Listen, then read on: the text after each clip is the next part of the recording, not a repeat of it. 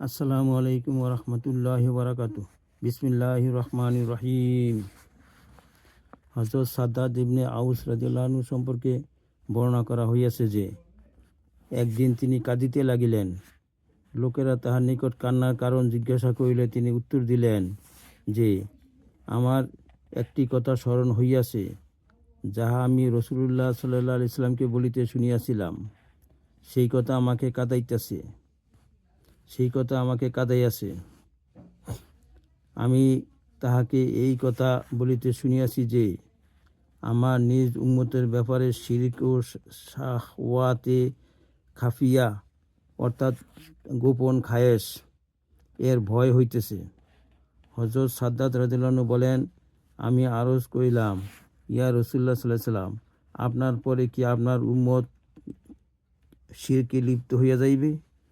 তিনি বলিলেন, হ্যাঁ, কিন্তু তাহারা না চন্দ্র সূর্যের ইবাদত করিবে, আর না কোনো পাথর বা মূর্তির, বরং নিজ আমলের মধ্যে রিয়াকারি করিবে।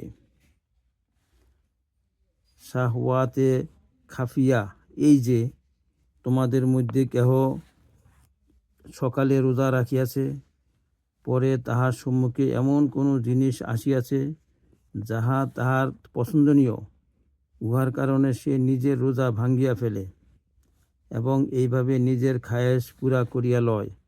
মুসনাদে আহমদ। বিসমিল্লাহির রহমানির রহিম।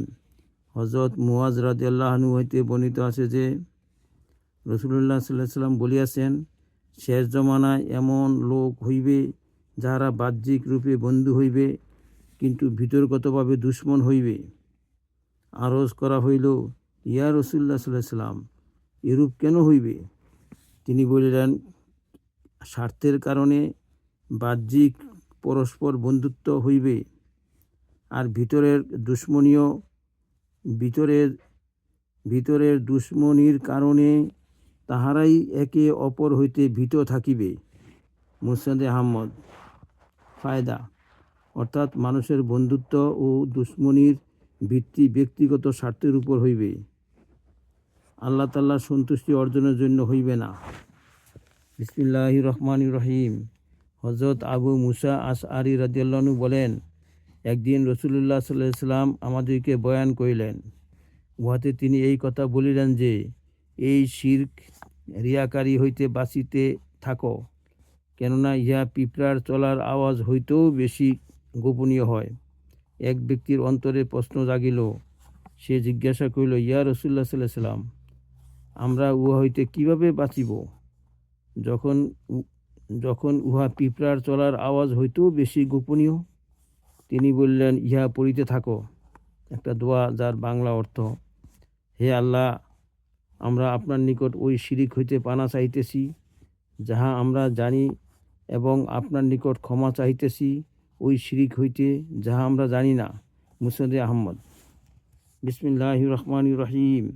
হযরত আবু বারজা রাদিয়াল্লাহু আনহু হইতে বর্ণিত আছে যে, রাসূলুল্লাহ সাল্লাল্লাহু আলাইহি সাল্লাম বলিয়াছেন, তোমাদের উপর আমার আশঙ্কা হয় যে, তোমরা এমন পথভ্রষ্টকারী খায়েশে লিপ্ত হইয়া যাও, যাহার সম্পর্কে তোমাদের পেট ও লজ্জাস্থানের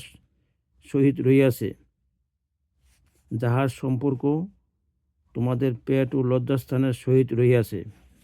যেমন হারাম খাওয়া, ব্যভিচার করা ইত্যাদি। আর এমন খায়েশে পড়িয়া যাও যাহা তোমাদেরকে সত্য পথ হইতে সরাইয়া গোমরাহির দিকে লইয়া যায়। মুসনাদে আহমদ, বাজ্জার, তাবারানী, মাজমাউজ জাওয়ায়েদ। ইয়া আল্লাহ, আমাদেরকে আমল করার তৌফিক দান করুন।